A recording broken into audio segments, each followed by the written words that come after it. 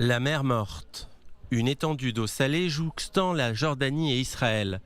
Un lac situé à plus de 400 mètres en dessous du niveau de la mer. Le point le plus bas de notre planète. Une salinité si haute que l'on y flotte. Sans oublier sa boue aux 1001 minéraux qui fait le bonheur des spas environnants.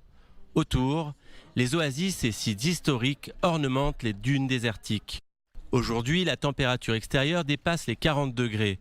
Celle de l'eau avoisine les 38 degrés. Ces plongeurs s'apprêtent à explorer les fonds marins.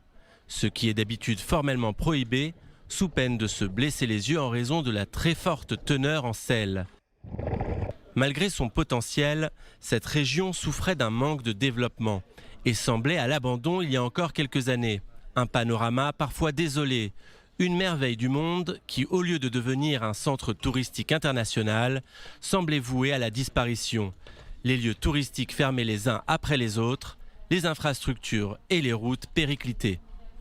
Mais le miracle économique s'est produit et un programme de réhabilitation nationale a vu le jour, de plusieurs centaines de millions d'euros. Les investisseurs sont revenus. De nouveaux lieux de villégiature ont éclos. Hôtels, bords de mer réaménagés et les baignades demeurent toujours gratuites. Pour la première fois depuis 20 ans, un nouvel hôtel a ouvert cette année, le Milos. La Grèce en Israël. Piscine, spa, hammam, jacuzzi, à 2 pas de la mer. Un projet à près de 40 millions d'euros. Il faudra compter 650 € pour 2 nuits en chambre double le week-end. Plus cher que les anciens hôtels alentours. 600 € pour le Hod Yamamelach, contre moins de 500 € au Crown Plaza et 400 € au Israël. Des projets impressionnants vont fleurir d'ici peu.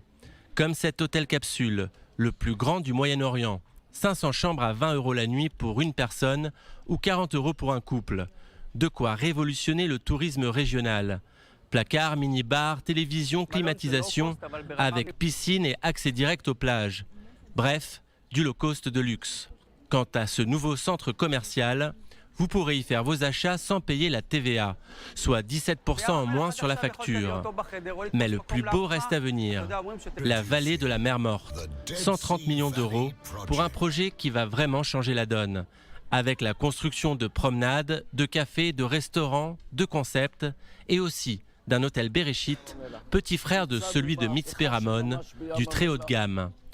Le nombre de touristes est passé de 200 000 personnes en 2002 à 2 millions en 2008.